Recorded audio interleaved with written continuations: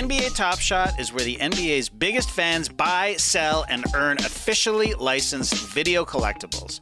Rip packs or purchase individual limited edition moments from the marketplace to build your ultimate collection. From rookies to legends, now you can flex your fandom by owning the greatest moments from your favorite players and teams. Your collection can even earn you once-in-a-lifetime money-can't-buy experiences. NBA Top Shot users have already attended private events with superstars like Klay Thompson and rising stars like Cade Cunningham, and even all-time greats like Magic Johnson. Your entire collection of NBA Top Shot moments never lose quality and are accessible on any device. Rep your team, flex your fandom, and own the greatest moments from the NBA exclusively on NBA Top Shot. Sign up today at NBATopShot.com and kickstart your collection with your first pack.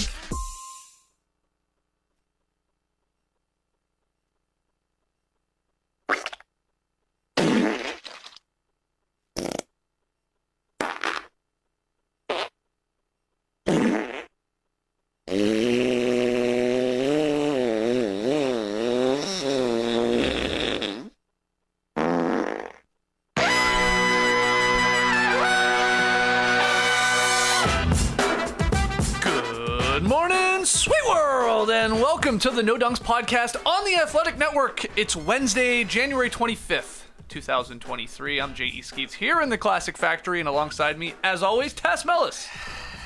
If I could make a fart noise on command, I would, but I can't. Next to Tassie is the bearded one, my top shot hot boy, Trey Kirby. Hey-o! Hey-o! And last but not least, making the magic happen, super producers, JD and JK. What's up, guys? How y'all doing? Hey. JD right now in his 13-year-old boy phase of cold opens. A lot of fart cold opens recently. Oh, you know what? It's my algorithm, I think. Yeah. Because Lincoln sent me that one. Yeah. Right? And then I liked it, and then it just, more fart stuff started coming up. So strap in, boys, because we got a lot of fart cold opens coming up. All right. You're in the fart stream. Fart talk. Shout out to the stream team for joining us live on YouTube. We love to see it. Hit the like button and subscribe. Get your No Dunks merch over at NoDunks.com and get yourself a subscription to The Athletic. Go to theathletic.com/NoDunks so they know that we sent you. We got a lot to get to. We're going to hit the beach. Got some great questions for you guys that you guys sent in yesterday. We got Tweet of the Night, of course. We'll talk about last night's games, but had some interesting news when it comes to the NBA All-Star Game. Finally. Yeah. It's February 19th. And we are not going to know the All-Star rosters until that very night. Yes, that's right. We are finally getting a schoolyard pick'em. The team captains, which is probably going to be LeBron and Giannis, though I guess it could still be KD. They will make their picks in a live, televised pregame segment shortly before the game begins in Salt Lake City. And we talked about it a little bit last night on our watch party on Playback, but any more thoughts on this? You were a fan. It feels like most people are like, yeah, this is a nice little change. We've been talking about this forever. They've had 5 years of this, slow getting used to this recorded segment instead, just getting comfortable with guys being picked last. Okay, so they've had this 5-year trial run. Now we're ready. Now we're ready to do it live. Everybody feels comfortable. No one's worried about being picked last, so everything's fine. This is what it's all supposed to be. This is what it's meant to be, right? I don't know. I'm nervous. If these teams don't have a chance to practice together before they play, it's going to be a sloppy game out there. No, this is awesome, of course. I mean, as soon as they announced that the All-Star Draft was happening, the natural reaction was, why don't you do it live? Why don't you do it right before the game? Now they're doing it right before the game, so should be exciting to see how they handle everything from, the back and forth that we're kind of used to in this draft between LeBron and whoever is number 2 in voting. Always a little bit of different chemistry there.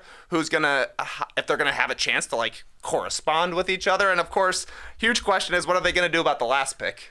Because just be two sad little guys standing over there.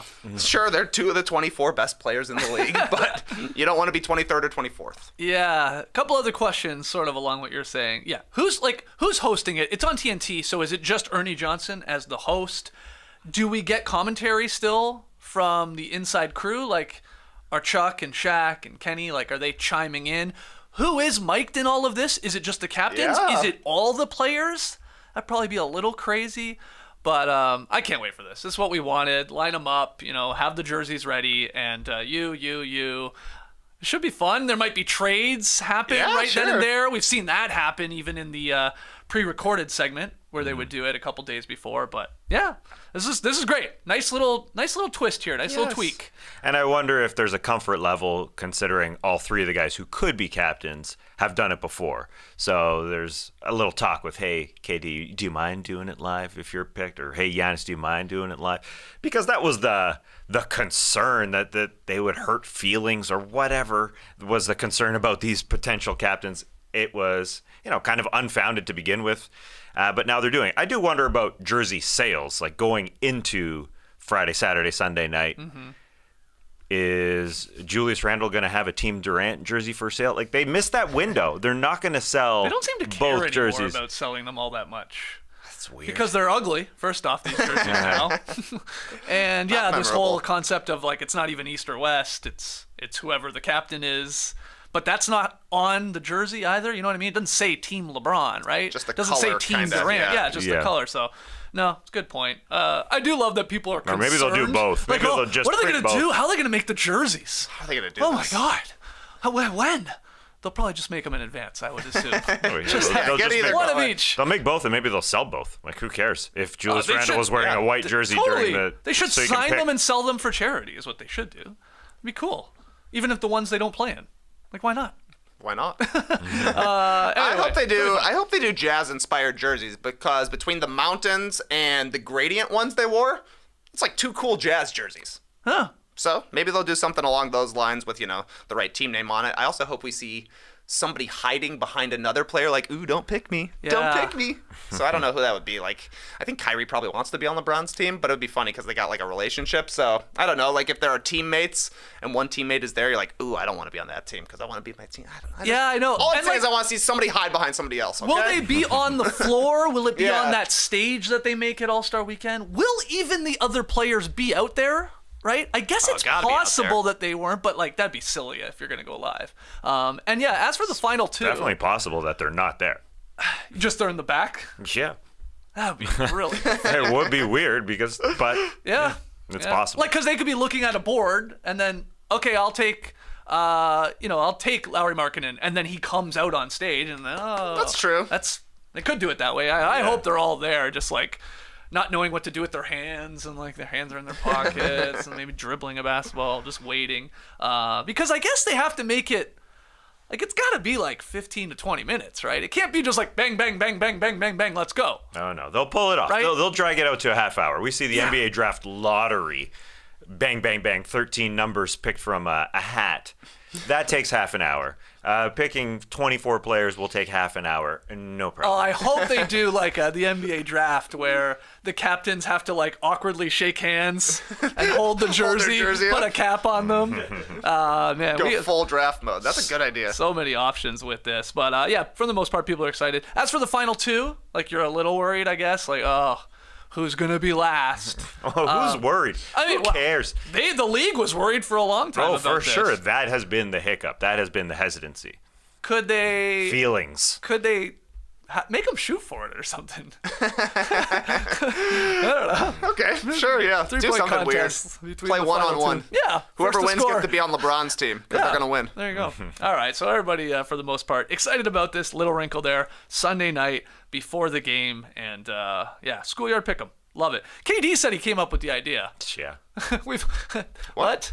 We were saying it literally the first year they decided to do captains. We're Wow. like, why aren't they doing it live? Children in the 1940s came up with it. I mean, that's how you pick teams. Yeah. But I do honestly, I guess in his defense, I do feel like maybe LeBron, KD, the other captains that have been there, maybe they were like, we don't want to jump on a Zoom call on Thursday morning to make these teams. Like, Probably. Their calendar was like, booked. well, they're just like, we don't want to do this. And it's like, it's not as fun now after doing it 4 or 5 years, which is true. It's just become the same sort of repetitive thing. So let's just do it live. So good on them and the Players Association that has to sign off on these things. So, thanks, guys. All right, let's get into a little What You Got. What you got? What you got there? What you got? Yeah, what you got there?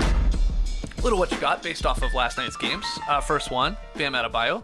30 points as the Heat rallied past the Celtics 98-95. You may have caught it on our NBA watch party on playback. You may have. We had a lot of close games. Tass was a maestro last night with the remote control, clicking back and forth between free throws and timeouts, and the games are ending. It was amazing. Oh, I got click happy. Oh, man. So, Bam, awesome game. He is playing phenomenal basketball right now for the Miami Heat. We also had Julius Randle scoring 36 points. He hit 8 threes as the Knicks, they stopped Donovan Mitchell and the Cavs 105-103. Was Mitchell fouled at the end there by, who was it, Hartenstein? Hartenstein. Verticality, and then the arms came down, but no call. And Mitchell went to the floor. We were all worried that he was super injured. I don't think he is. But anyway, the question, off of Bam and Randle having monster games and the All-Star team announcement around the corner when it comes to the reserves next week, who is more likely to be an East All-Star between these two forwards in the East here? Bam Adebayo or Julius Randle? Who you got?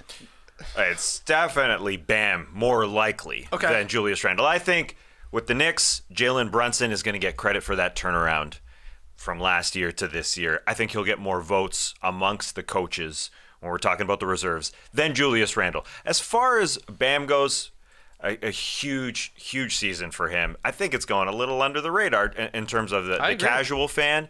And so I don't think he'll necessarily be a lock because it is sort of under the radar, because coaches will still see Jimmy Butler on that roster. He has played less games, there's no doubt. But I do think that's the guy they generally game plan for. And he'll get some votes for, over Bam Adebayo. They could split votes, but the Heat are third on defense and 28th on offense. That's probably the biggest spread in NBA history, 25 ranking spots. There is a reason for that, though. It's Bam. He is phenomenal. But I'm not sure if the coaches are catching up with the games played with the Jimmy Butler situation and necessarily with the D rather than who they game plan for. So I don't think it's a lock, is all I'm saying, especially that they've come on late too. The coaches, they're usually a year behind, and this is, even though they've come on recently, they're always weeks behind at the very least. So Bam over Julius, though. I think he's got a far better chance. Okay. Would you agree with that? Yeah, but I think Bam is a complete lock. I think he's going to make the team for sure. Jimmy Butler, per minute, has been the best player for the Heat, but Bam has played an extra 10 games, and he is scoring as many points as Jimmy Butler is. He's obviously leading the team in rebounding, and then he brings it defensively as well. Certainly Boston coaches will be voting Bam Adebayo into the All-Star game after last night. Fourth quarter, 9 points, 8 rebounds. Miami went on a 15-0 run in the fourth quarter. They held the Celtics to 13 points in the fourth. And, a big part of it was Bam grabbing the ball off the glass and bringing it up and just getting into the lane and scoring. He obviously hit the big jumper to really ice things for the Heat as well. That was a takeover game for Bam Adebayo, which we've seen a lot from Jimmy Butler this season, but Bam has been doing it as well, and the Heat are starting to put wins together. Also, I was listening to Zach Lowe's podcast. He's got Bam Adebayo as a lock, has neither of Randle and Brunson on his All-Star game, and that guy's pretty influential. So if Zach Lowe is already saying that Bam's in there and the Knicks guys are on the outside looking in, I kind of think that will happen. I think Randle, though, has a strong possibility of making it. Since December 1st, the guy's averaging 27 a game, 13 rebounds, 4 assists, shooting 45 and 35 from the field. He has been instrumental in the Knicks turnaround as well. And if you're looking at his career progression, it's all NBA. Bad season, giving thumbs downs to the fan.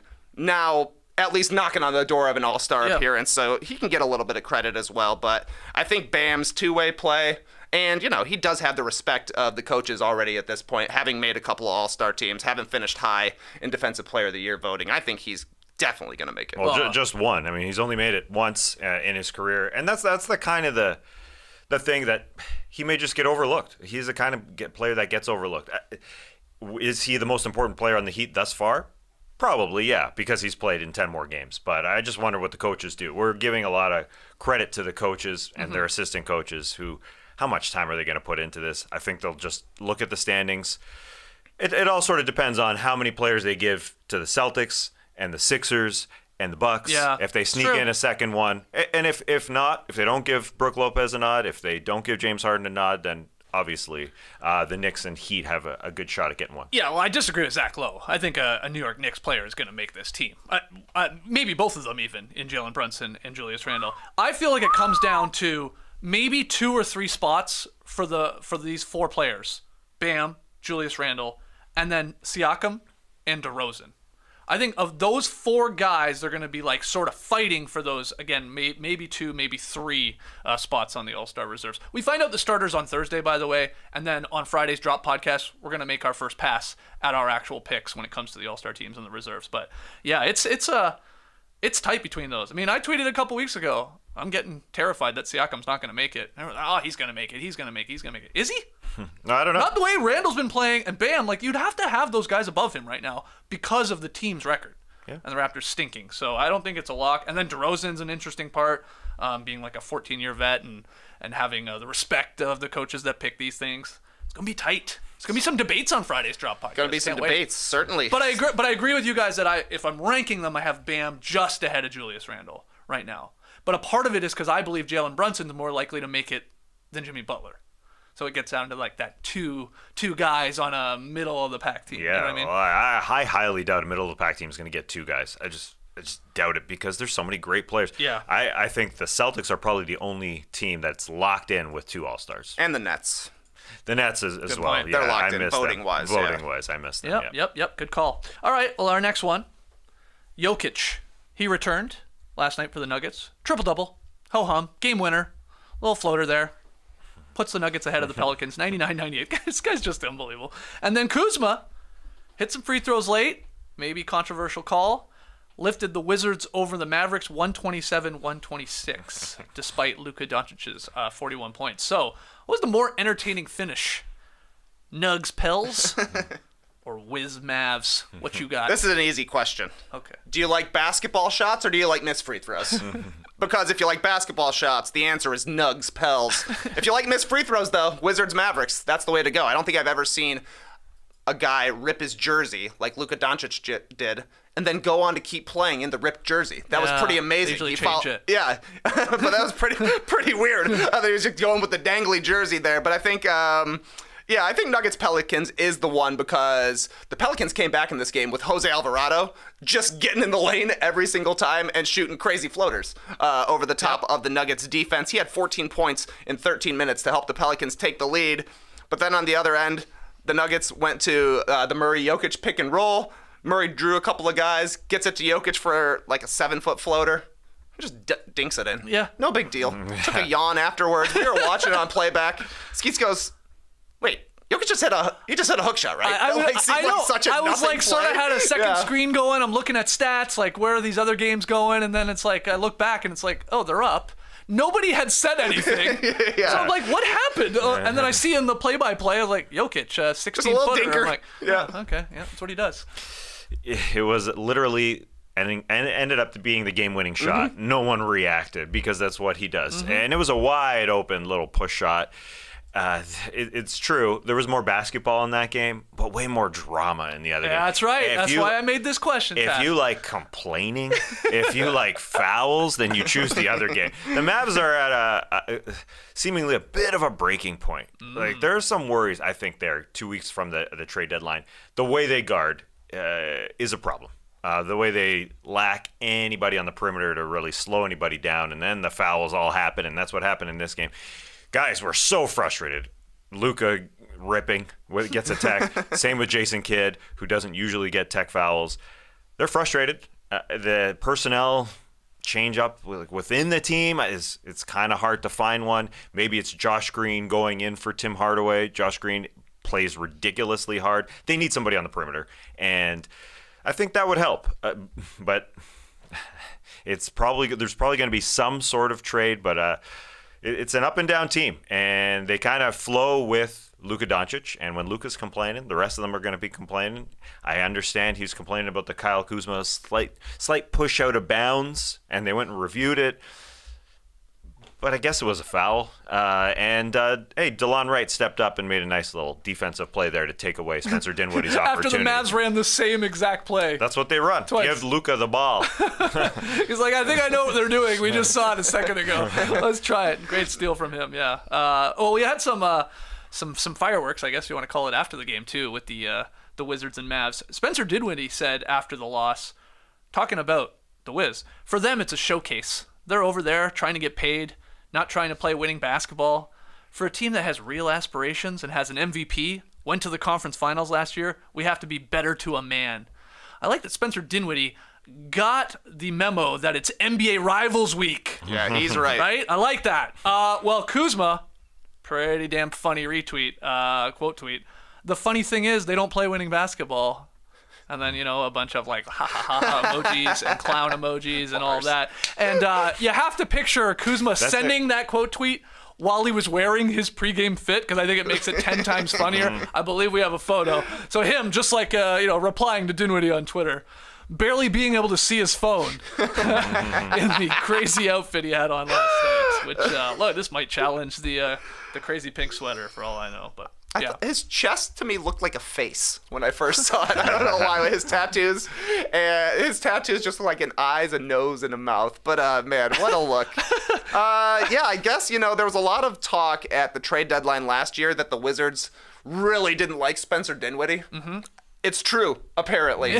But who knows? I mean, tough call on Luka for sure. But he bodied him out of bounds, and he'd been complaining to the refs for the entirety of the fourth quarter, so they took it out on him, and, maybe a good foul, because I saw Kyle Kuzma hit that exact same shot against the Bulls to beat him, so Kuzma's the face of the franchise now for the Washington Wizards. Face of the franchise? You can't see his face.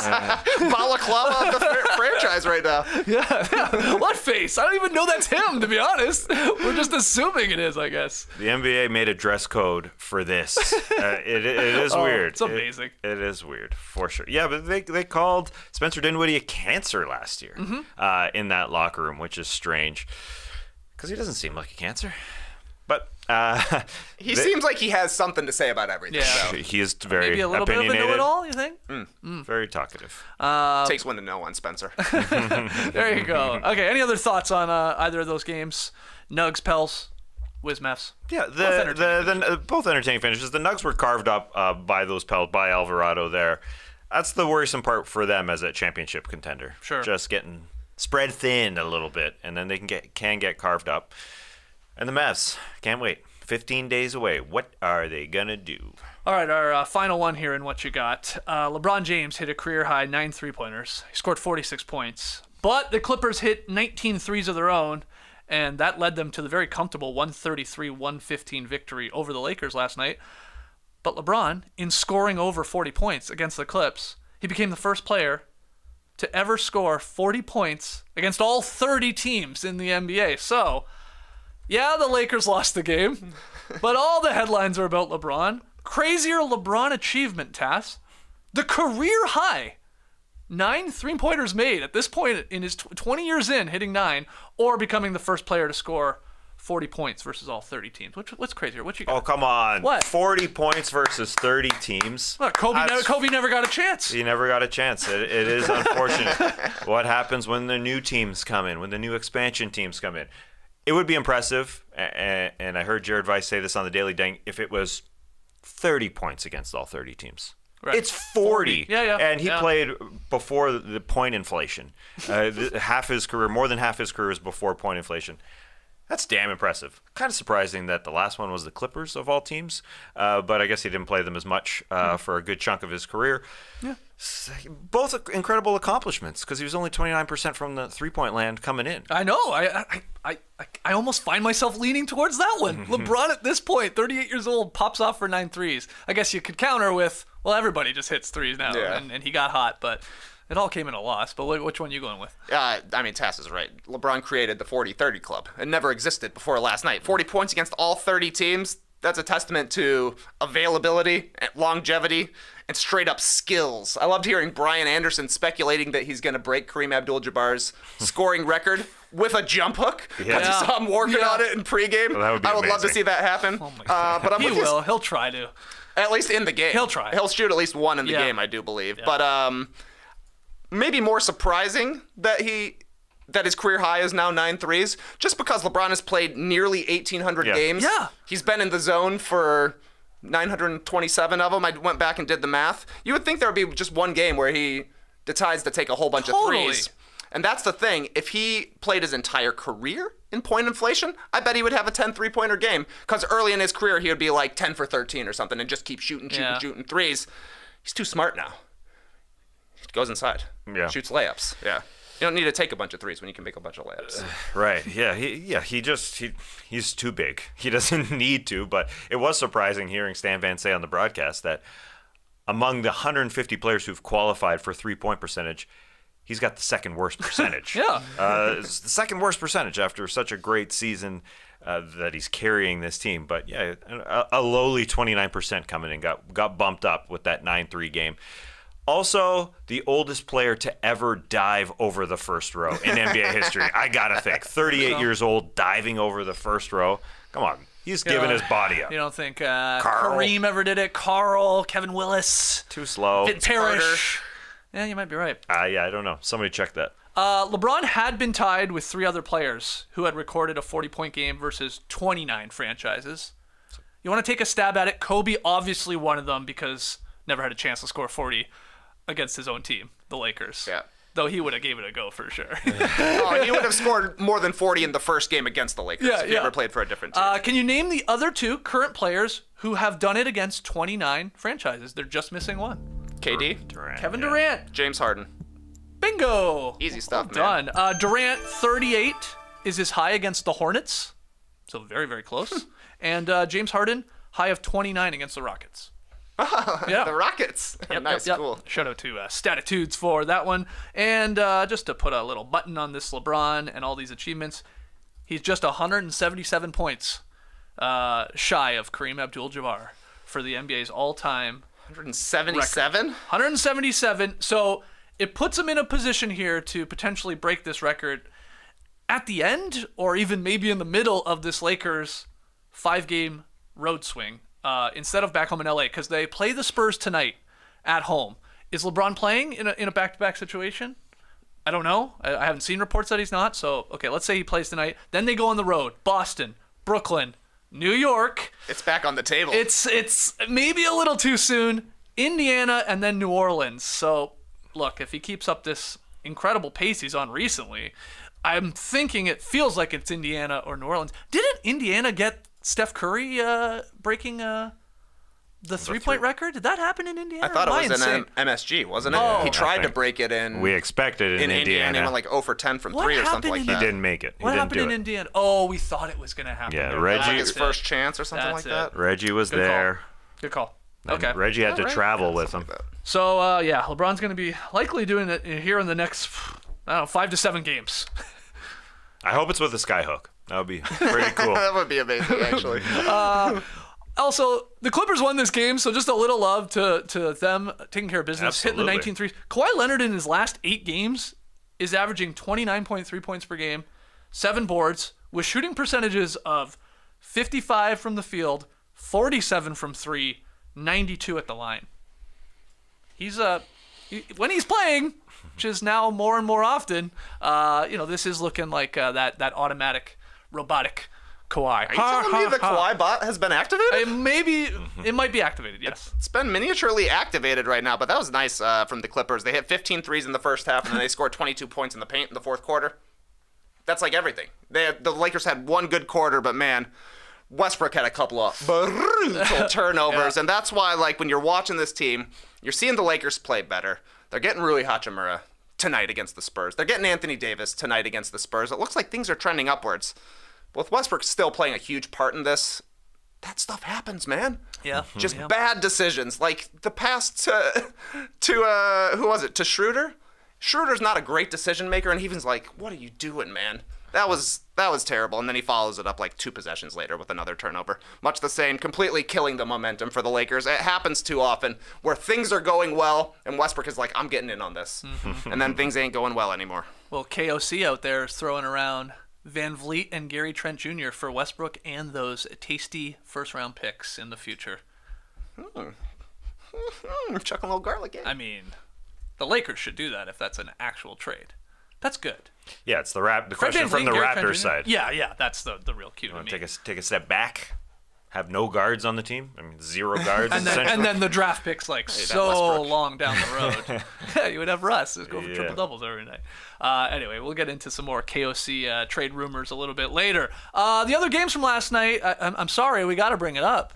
TK, Miles Turner, Benedict Mathurin, they spurred the rallies. What? They spurred the Pacers rally to beat the Bulls, 116. That they did. 110. They spurred the rally. They did. They spurred the rally. Any thoughts on your Bulls losing this one? I'd be sad, but it was a textbook tale of two halves. And you know I love it, Skeets. They said it twice in the last minute of this broadcast. The Bulls held the Pacers to 46 points on 32% shooting in the first half, and then gave up 70 second half points on 53% shooting. Billy Donovan said, "We look overwhelmed when the intensity level goes up," and I thought that was exactly right. In the fourth quarter, too much turnovers. The Bulls had 6, and Zach LaVine had 4 of them. TJ McConnell was awesome in this one.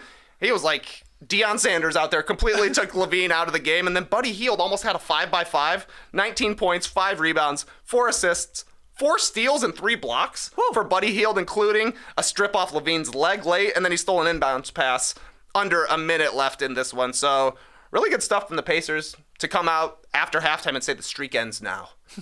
Miles Turner put the team on his back. Ben Mathurin put the team on his back in the fourth quarter, hit the game winner. Pacers needed a win, and this is a good one for them to get because them and the Bulls are right there for 9 and 10.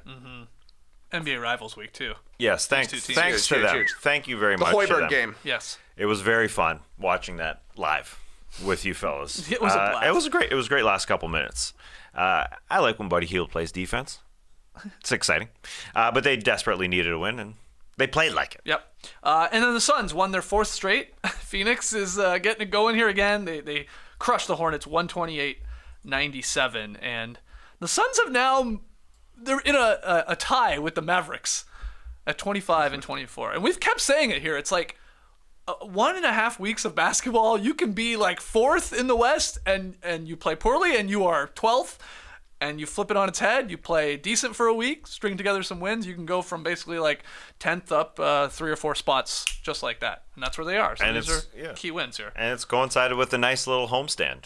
It's worked out sort of perfectly. When they needed to turn their season around, they had 4 straight home games and won them all. And now they get the Mavs at home on Thursday night. Likely a TNT game there. And then they get the Spurs on the road. And the Raps and Hawks at home. So this is could be a little streak here for the Phoenix Suns, and hopefully Devin Booker comes back. Have they lost a game with their new owner? Like, really sitting courtside Really and taking control? Yeah, Matt Ishbia? I don't know if they have.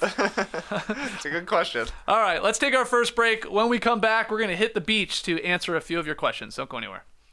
When it comes to looking good, Stitch Fix has you covered. Say night-night to endless browsing and GM to you to fresh picks curated for your size and taste. It's easy and fun to get started. First, take a few minutes to set up your Stitch Fix style profile. Answer a few questions about what you like to wear, patterns, what you don't, solids, and how open you are to trying new styles. Very. Then Stitch Fix's expert stylist will go to work finding items exclusively for you. Every piece is handpicked for you and is unique to your size, style, and in your budget, making it the best way to discover clothes that make you look and feel your best. Stitch Fix will send you 5 pieces to try on at home. Keep what you love, send back what you don't. Shipping, returns, and exchanges are easy and free, plus there's no subscription required. Try once or set up automatic deliveries, and there are no hidden fees ever. Sign up today at stitchfix.com/nodunks to get $20 off your first purchase. That's stitchfix.com/nodunks to get $20 off your first purchase. Limited time offer. Purchase within 2 days of signing up. All right, still here in the Classic Factory. As always, thanks to everybody joining us live here on YouTube. Hit the like button if you haven't, and subscribe. Let's hit the beach.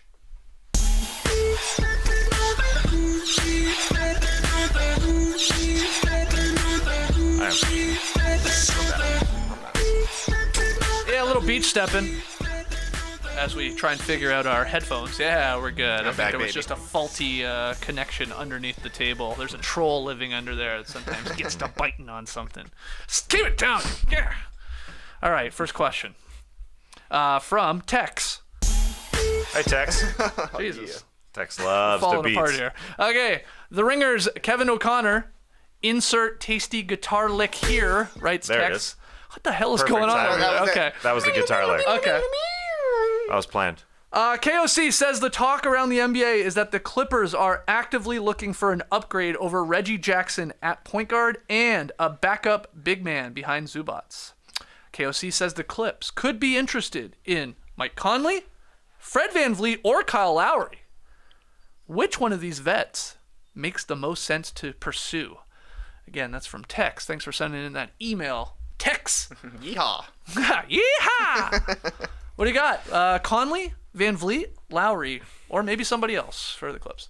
I'd say the best one. The one at the height of his powers, pretty much. Fred VanVleet would be the best one of those three. You got question marks with the other two.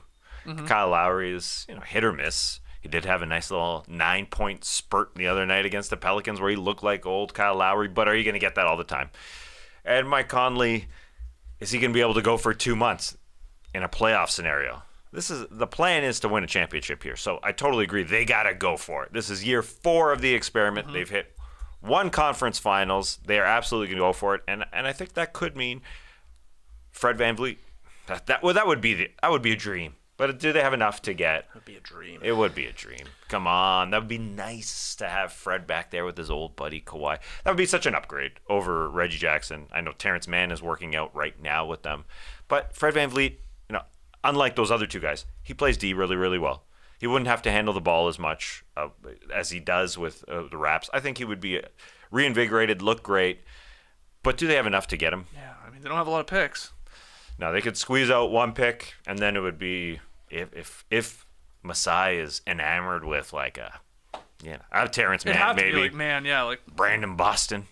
That's the talk going back, plus a pick. But I do see a potential for Masai to say goodbye to Fred here, because it feels a little like Kyle Lowry when he was almost dealt to the Knicks, except James Dolan said, "Nah, I don't want Kyle Lowry." Nah, you screwed us with that Bargnani deal. Yeah. You fooled me once. And then he helped the Raps win a championship by saying no. Yes, thank you, Dolan. So this could be that type of scenario where Fred, in Masai's eyes, maybe he sees the peak of Fred was last year, and he tries to cash in to get somebody a little bit better suited to play with the other guys, but maybe he just doesn't want to lock into Siakam and Barnes and OG and Fred. So maybe they move on.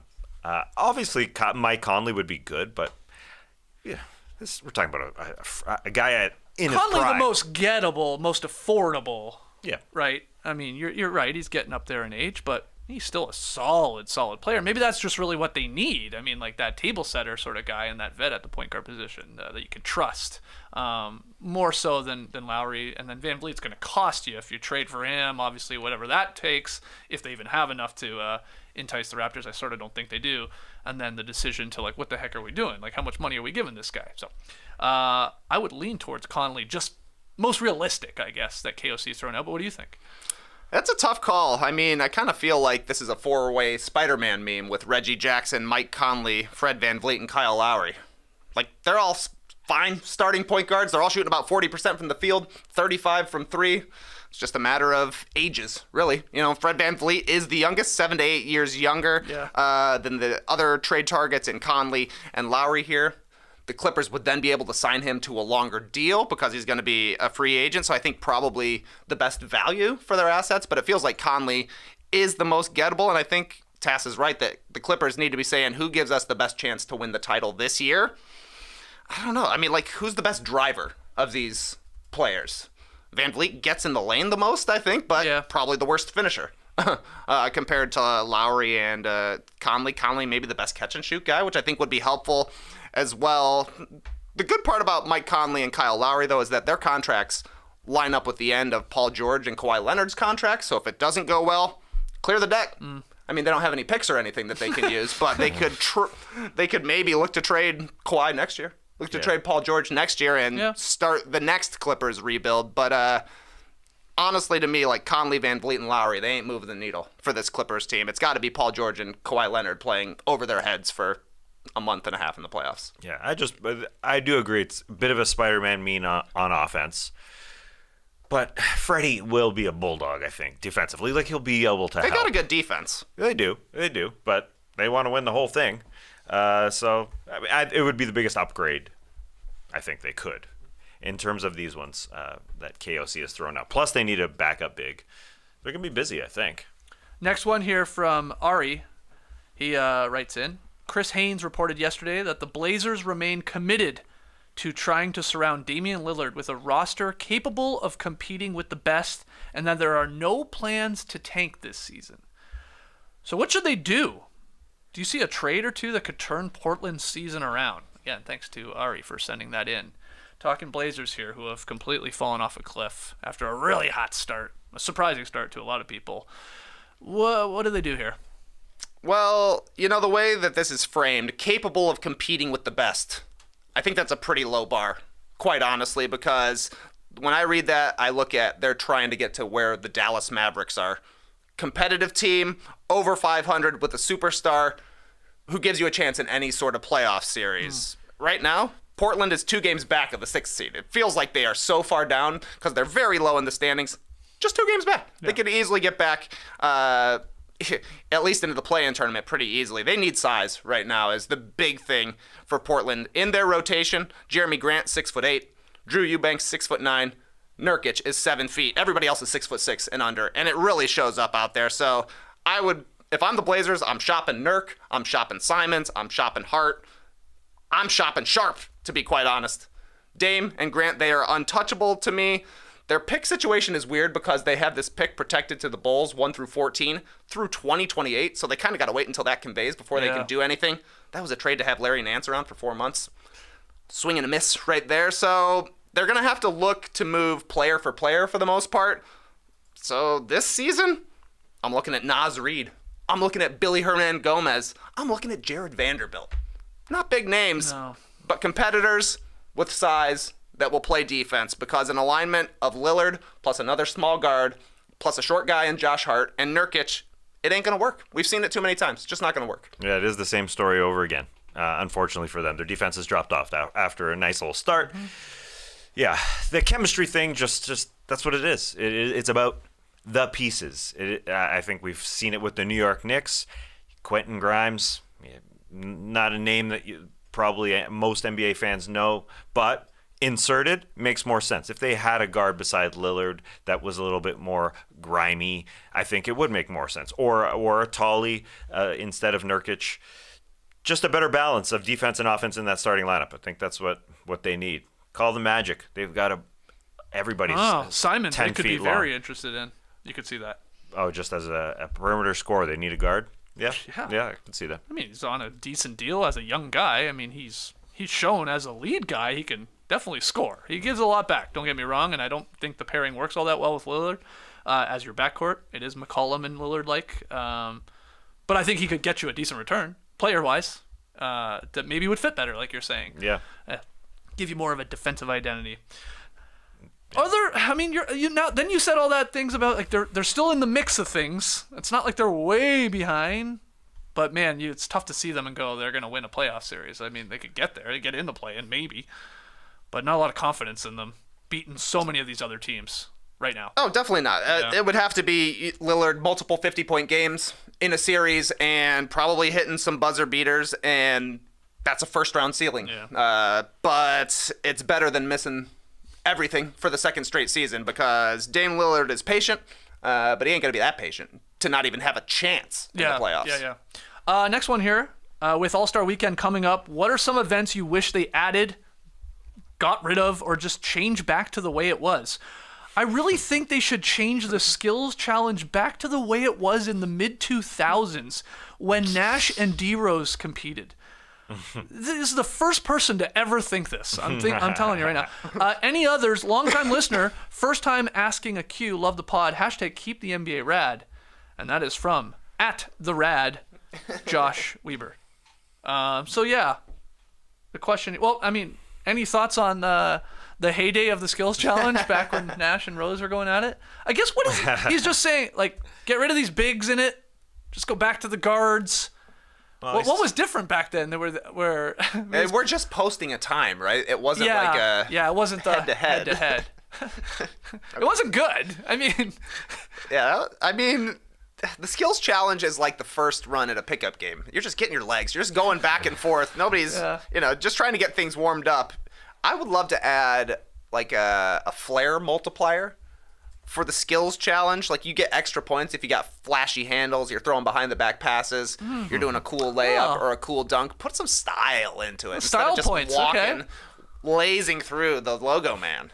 Throwing it lazily into the tire. Throw it behind the back into that tire, baby. Make it cool. What about adding, we have the celebrity game on the Friday night. What about, like, incorporating the celebrities into the skills challenge?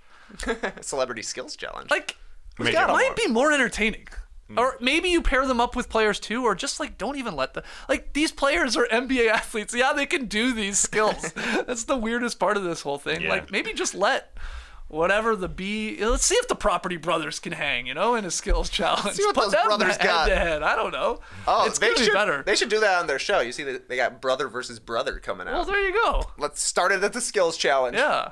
I think? think it'd be more entertaining than NBA players half-assing this. Yeah, it's skills challenge. It's there. Yeah. It's just It's there. like Nobody gets they fired added up. the bigs. There was a decent attempt. It was a fine wrinkle. It was like almost like, whoa, a 7-footer can dribble and shoot. Now it's like Everybody does it. everybody Yeah. does it. So it's not that amazing. So I don't know. What do you think? Or what other events are any to answer Josh Weaver's? Right, yeah. I'm not focused on changing the skills competition. It's just, We need to fix the skills challenge. I get it. It starts the Saturday night task. Yeah, Big that's. time. I think you bring back the shooting stars competition. Yeah. It's fun There we seeing go. people shoot long shots. Yeah, you're right. You're right. Rather than throw it in a hoop or, going around a cutout. Like, who cares? Well, they should be Jeff Probst cutouts. Ooh, and survivors are doing the challenge. There we go. Yeah, people who aren't NBA players, it's a little bit more intriguing to see what they're Yeah, going to do. we watch it in every NBA game during a timeout. They bring people out, and the crowd gets into it if people are battling and trying to hit layups and free throws and dribbling around things. It's more entertaining Yeah. to see them fail, generally. And listen, the shooting stars has been good. They've done the 3-person team. Mm-hmm. It's either like a current NBA, WNBA plus a legend. We've also talked about the Legends game, which was an old game, and talked about maybe bringing back recently retired players. It's less of a Legends game and just like these players that stay extremely in shape in their 40s and 50s. Maybe there's a balance of both. Maybe we just see Kevin Garnett doing shooting stars, or like the older players just come do shooting stars, because I don't really want to see 40 and 50-year-olds play. Like, what are they going to play? An hour and a half of basketball? Why would you watch that? Watch them for 20 years in their prime? Just go out like that. But the shooting stars, something has to be done to bring We that haven't back. had the Shooting Stars event in 8 seasons. Chris Bosh, Swin Cash, and Dominique Wilkins, they retired the Shooting Stars event. They won it 3 Too good. straight. Nobody could beat were them. too good. Bosh was money from half, and they were like, nobody's going to beat these guys. Yep. So we got to Gotta get rid close of it down. Yeah. BBB, bring back Bosch. He'll do it again. Oh, yeah. He He'll could, be well, happy. he could be He'll be a legend the now. Nick Yeah. now, yeah. Yeah, exactly. Who's today's Chris Bosh?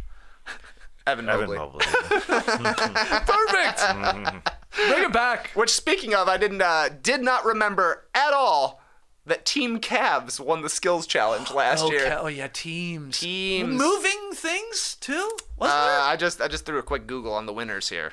Team Cavs. I don't remember. They beat man. they beat the Detaku Bros. Yeah, but there was and a rookies was another team. I Emma, think. there was a part they totally changed it. There was a part where moving targets that you had to pass into and you had to stand behind a line as a team. There we go. And that's all coming back to me now. Yeah, it's like the NFL Pro Bowl thing. Like, these guys can do that stuff. Like, it's boring. So what the NFL Pro Bowl has done, Make them play dodgeball. different sports. Yeah. it's too Different easy. sports completely. Make It's them too play easy. football then. Yeah. They do it in warm-ups. Yeah. Steph Curry loves to pretend to be a quarterback. Okay, these are good ideas. How's this for an idea for the dunk contest? Drake has been doing this thing recently where he's buying memorabilia from famous rappers. Like, he bought a bunch of Pharrell's famous chains. He just wore Cameron's pink mink Yep. and headband to bring out Dipset when he was at the Apollo. I think he should buy Vince Carter's jersey from the 2000 dunk contest. Be the host of it and put $1 million of his own money on the dunk contest and say, Hey. we need to bring the dunk contest back. We built this. We Before us, it said wasn't this here. months ago. Drake. Drake could save step the dunk up, contest. buddy. Yeah. We know you love buying old Raptors jerseys. I've seen you in a Del Curry jersey. Yep. Put on the Vince jersey, get out there, Yep. MC this entire thing, and put your own money on the line. The winner gets Drake's money and a feature in a song. There you go. Right. He gambles. Drake becomes a legend in NBA history. It's great. He gambles millions of dollars on a Exactly. roll of dice or a game of this. Mm-hmm. I see it on Instagram. Is it fake? Maybe. I don't know. Yeah, that's great. Okay, well, how about this for an All-Star Weekend event? This is our final question from @MarvinBagels. Who wins in a fight? 5 Dillon Brooks or 4 Shannon Sharpes? Handicap match. Yeah. I like the Sharps in this one. 4 Sharpes over 5 Brooks? Size. I think 4. He's a big guy. 4 Sharps is bigger than 5 Brooks. Like width-wise, I think 5 strength-wise. versus 3 would have been the way to handicap this match. 5 Dillon Brooks versus 3 Shannon Sharpes. I feel like that that seems a I can little start more to fair. convince myself into the Brooks. I mean, maybe I'm underrating Dillon Brooks a little bit here. He's listed 6'6", 225. Shannon Sharpe was listed 6'2", 225. He's obviously been retired for a couple of decades now. He's probably more like 240. Yeah. He's got old man strength Yeah, at this he does, point. he does. Dillon Brooks, he's interested in the smoke at the very least. Yeah, I agree. So 5 versus 3 seems fair. To a draw. Wow. The black tank top / bodysuit / singlet. It's not enough. Well, it didn't do it for me. I feel like Shannon Sharpe still, in his retired age, would be bursting out of a singlet like that. Oh, that cardigan's wasn't. going to slow Sharp down. Dillon Brooks is going to be all he's gonna- sleek, although he's in jeans. Yeah, He's like fighting in jeans. That's a real fighter. he's gonna tie up all 3 Dillon Brooks with that cardigan. Like he'll just whip it around him like a lasso and just tie him up. I think he's got it. All right. Cool. Great question from @MarvinBagels. Also great Twitter handle there. Who wins in a fight? 5 Dillon Brooks or 4 Shannon Sharpes? Okay, we're going to take our last break. When we come back, pick 'em results and a tweet of the night that you just got to see. Early in my 40s, last year when I was 40, I got into running a little more. Ran a half and half. No, not a coffee creamer, but 2 half marathons on separate occasions. Part of my motivation for getting into it was Peloton. No, not the main group of cyclists in a race, but the fitness platform. I was working out with one of my favorite instructors, Jess Sims, not Jess King. Vibing to some of my favorite playlists they got on Peloton. Hip hop, not country. Jess had never run a marathon before, just like me. She was into what I was into. Basketball, lifting, not Pokemon. I'm into Pokemon, she's not. So I dove into running too. But she's tougher than me. She ran a full marathon, not a half and half like your favorite podcaster. After she ran it, she told us all about it during her strength classes. She had people cheering her at every mile marker. I had no one. My kids didn't even come. Guess I'm no one's favorite podcaster after all. Anyway, Peloton has lots of different disciplines, music genres, and several Jesses. So get into it. Try Peloton risk-free with a 30-day home trial. New members only, not available in remote locations. See additional terms at onepeloton.com/home-trial. That's onepeloton.com/home-trial. It was one of the games we were locked in on last night on playback for our NBA watch party. Celtics Heat. Missing a lot of guys in this game, but it was a close one. Entertaining. Heat, they were the favorites by 1.5 points. I said, give me Miami, and they got it done. I'm 6-10. Tass and Trey took the L last night. Tass 7-9, so I'm a game behind you. Trey, very comfortable 11-5. But what's tonight's game? Well, I saw a couple of our loves on the board in a single game, so I had to pick it. Toronto at Sacramento. Oh! Kings favored by 4.5 at home. You guys think the beam will be lit? The two of you picking Sacramento to win by 5 or more. And I'm in a bit of a rut, so I'm stubbornly taking the Toronto Raptors to cover 4 or less. Yeah, that's a tough one. Good line there. Yeah, it's a good line. Who knows? Good line setters. Raps are a little difficult at times to figure out, but they don't stop anyone. And the Kings score They score in a lot. bunches, so Will that continue? Yeah. I'm betting it will. I hear you. Yeah. I hear you. Just going for the home team here. I gotcha. I mean, you know what I mean. Yeah. My home team. Let's get to tweet of the night. Tweet of the night. Wow. Yeah, back to the Heat game. A young Jimmy Butler fan crushed by the news that his Heat star wasn't playing last night versus the Celtics. You know the reaction was caught on camera. Here is the video. The kid's sign reads, "Dear Jimmy, we flew over 4,405 miles to see you play. Can we get a photo or big face coffee?" And then he's told, "Jimmy ain't playing, kid." Drops the sign. Hands to his head. He is shook. He can't believe we came all this way from Argentina. What the hell, Jimmy? Yeah, just before tip-off, Jimmy ruled out with back soreness. But you know what happened? He got some gifts. He played. No. He got some gifts. His sister, I believe, Zoe, sharing the photo. He got a basketball there, probably a signed jersey. Did he get a coffee? I don't know. How young are kids drinking coffee in Argentina? Right? Well, I know my American kids are not drinking coffee. No. They've sampled it and they're yucky. They do it differently in South America. differently. They honestly, that kid might be drinking a coffee or two a day. I believe it. So anyway, this has happened before. It sucks. They came a long way, 4,405 miles to be exact, and Jimmy a sort of late scratch there. But he got the gear, and because I'm so skeptical, I'm wondering, slick move by this kid. Let's get some stuff. Kid's like from down the street. He's back there drinking a coffee right now. No, he's drinking mate right now. Chilling out, thinking, got him. Got him. I didn't fly 4,400 miles. Yeah. I just went down the street. 4,405. Yeah. He threw in that 5 just to throw people off. Exactly. Right? It's a little Right. too specific. Bought the flag. You can buy a flag off Amazon. You can. They got everything, man. Anyway, you got some stuff. It's He got all some good. stuff. Jimmy Butler, though, had played in a season-long streak of games heading into this one. Oof. 11. Oh, wow. 11 straight games. that's That's the tough. most games he's played in this season. Yeah. January is a bad time to buy tickets, I think, because we seem to run into rest questions Yeah, we do. all the time in January. It's a doldrums kind of month. I also would be wary about buying tickets for Clippers games. Kawhi and Paul George. Anthony Davis. That's a risky one. Yep. Zion, risky. Yep. Lonzo Ball. Those are my top 5 most riskiest tickets to buy in the month of January in the NBA.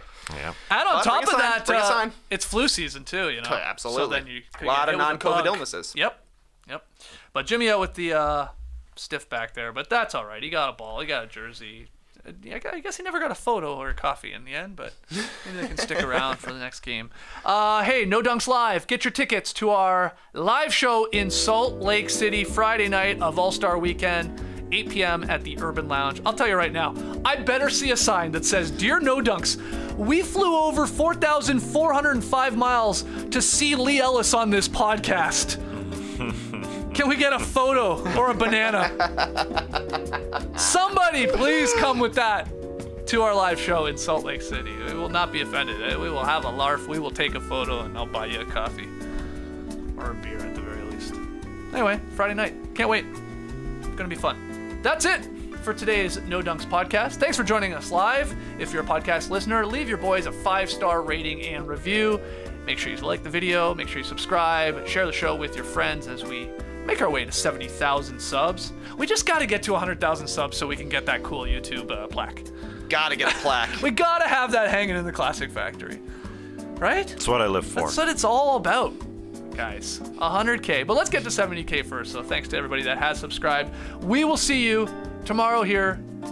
No, we will not be here in the Classic Factory, but we will be doing a show. The boys will be in the yard because JD's headed to Memphis to see his kids play in a blues festival. Right? Is that correct? Come on, Mike. Yeah, that is absolutely All correct. right. Can't wait. You don't want to go, okay? Not at all. Oh, anyway, Jerome will be helping us out in the yard. So we'll have a podcast on Thursday and Friday from our homes where this guy's hardwired in. This guy's hardwired in. My Wi-Fi, it's on a hell of a run right now. Fingers crossed, it should be flawless tomorrow. The video quality, the sound quality, all that stuff. It's going to be good. Yeah. I'm pretty sure. Okay, good. Knock on wood. All right, Clipper Bros. You heard it here first. Have a great time. Turn up. Love you guys. Awesome. Thanks for joining us, and remember, I see people talking in the stream teams about LeBron James' career turnovers number. Because people... In a game? No. Total. 4,904 in the regular season. Does he have the most of all time? I would assume Yes, so. he could hit 5K. If he tries real hard, he can get to 5K before it's all said and done. Do you think they'll stop the game? Give him the ball? They have to give it back to him? He's like, suckers. Our ball now after my turnover. All right. Brace the day, people.